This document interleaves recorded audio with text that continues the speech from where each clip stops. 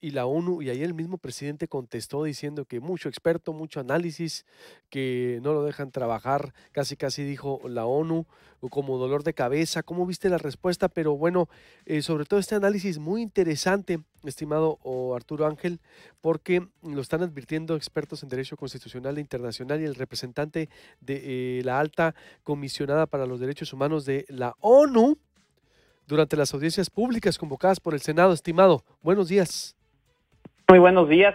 Pues sí, digo, y es, por ejemplo, en el caso del alto representante de la Oficina para los Derechos Humanos de Naciones Unidas, ya es la tercera vez que en los últimos 2 meses, y lo sé porque he estado en todas, ha ido a advertirles de múltiples razones por las cuales la Guardia Nacional es una solución, entre comillas, que como está planteada en el dictamen, es decir, con este perfil militar, etcétera, no hay datos que sustenten que va a solucionar el problema de la violencia y al contrario, viola el marco internacional, las convenciones, de ahí que siempre hablan de convencionalidad, significa que México no estaría siguiendo las convenciones en materia de derechos humanos que está obligado a respetar y entre otras muchas razones, ¿no? Y sí, mira, yo te diría que un factor en común que hemos visto en las audiencias de las personas, especialistas, activistas, ciudadanos, incluso algunas víctimas que han ido a manifestarse en contra de la Guardia Nacional, es que lo hacen con bastantes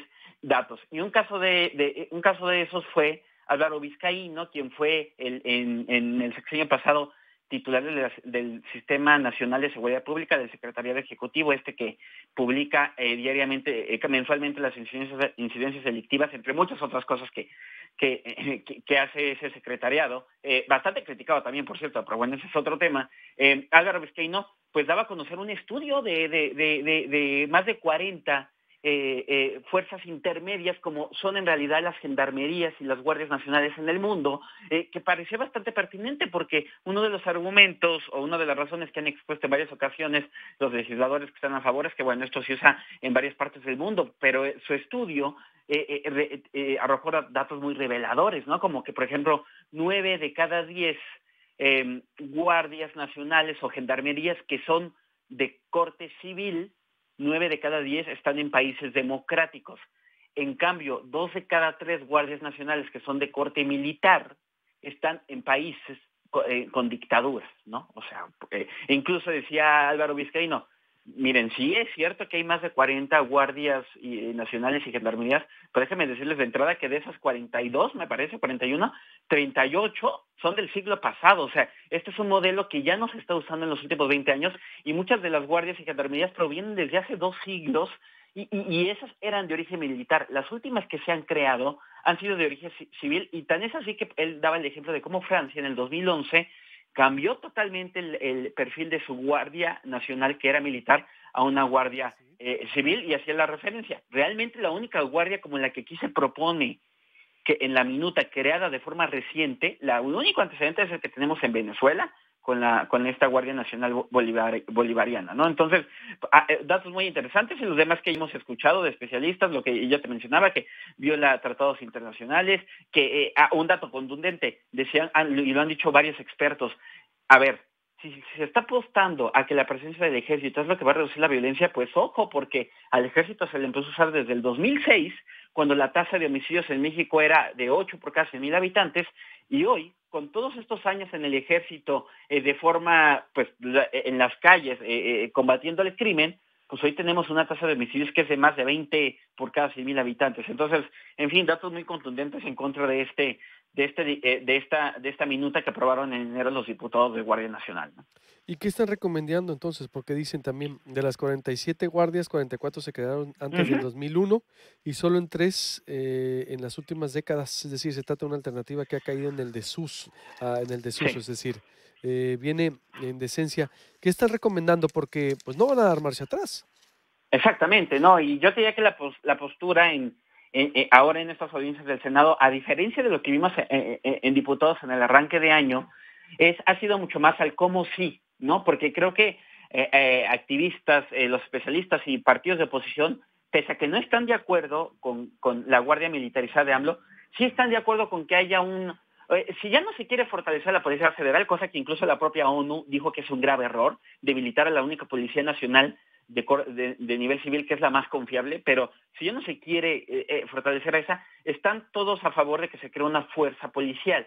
El problema está en que el colectivo Vaca por Ciudadano, Fiscalía que Sirva, legisladores de Movimiento Ciudadano o de Acción Nacional, que han sido los más enfáticos en contra, ellos han dicho que tiene que ser de corte civil, no solamente el mando. Incluso hay algunos legisladores, y ahí está dividida la oposición, que consideran que está bien que se deje el entrenamiento militar, pero que quede muy claro el mando civil, y hay otros que dicen que no, que ni siquiera tiene que ser de el entrenamiento militar ni disciplina militar, porque eso va a violar insisto, los tratados internacionales, y esto va a provocar que tal vez no en 1 o 2 años se declare que es inválida, pero puede ser en 5, puede ser en 10. Entonces, el tema está en que sí va a haber una Guardia Nacional, pero en el cómo sacarla es donde está el problema, más aún porque, como tú ya bien lo mencionaste ayer, el presidente López Obrador de nuevo fue muy enfático en decir que porque un compañero, un colega, y estuvimos en la conferencia, por cierto, hablando de otros temas como Odebrecht, pero otro compañero le decía, oiga, por cierto, en el tema de Guardia Nacional,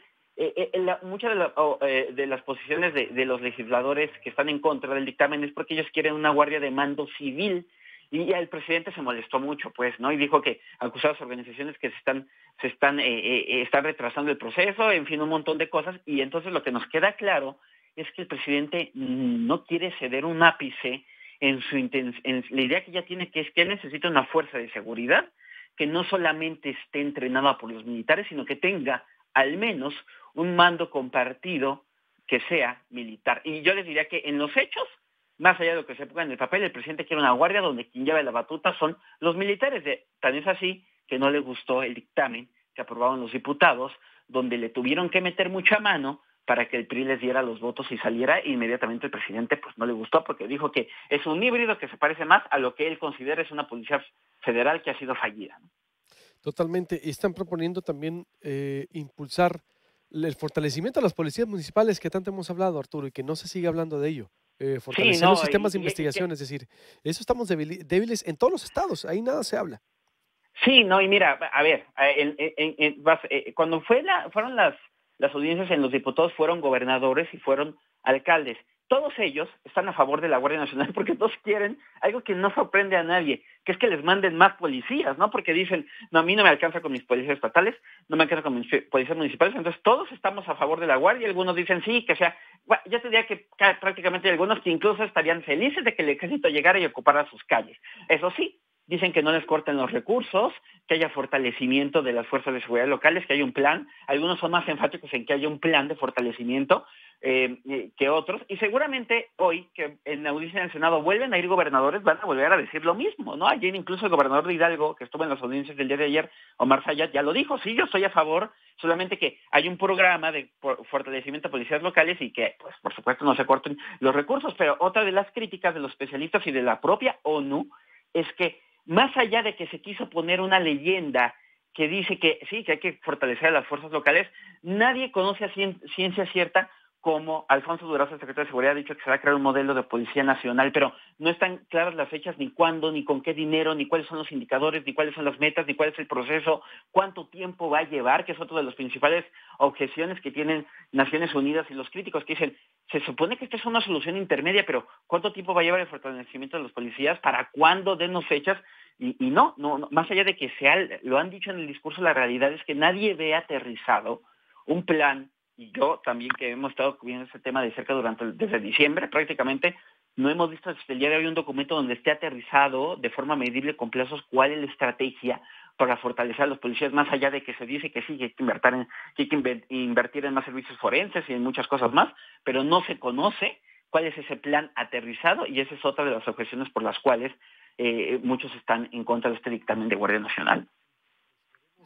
¿Cuándo crees que podremos tener ya más elementos al año, por ejemplo, para saber si lo que estamos haciendo es correcto? Por último, sí, y yo te diría que otro de los temas que están debatiendo los que están en contra es que en la minuta, la modificación que se haga también sea para fortalecer el control legislativo, porque la minuta aprobada solo dice que después de un año la Guardia tiene que mandar un informe al Senado, sí, y ya. Entonces esos decretos no puede ser. tenemos que citarlos a los 6 meses y no solo que nos manden un informe, que A los 6. respondan cuestionamientos, por lo menos cada 6 meses, Ok. que tengamos la facultad de citarlos y que nos den resultados. Bueno, pues estaremos muy al pendiente y sí me preocupa estos diagnósticos y que no nos estén Sí. escuchando, e insisto, y que no se extienda, no se baje las prioridades estatales y municipales. Está muy suelto, está muy centralizado todo Ujú. y hay que seguirlo analizando. Te agradezco mucho, Arturo. Estamos en contacto, como siempre. No, les mando un saludo y seguramente la siguiente semana ya estaremos en la parte de las análisis y votación de estos dictámenes tan cruciales. Perfecto, para consultarte y nos ayudes a entender. Gracias, Arturo. Órale, un saludo, buenos días. Buenos días, Arturo.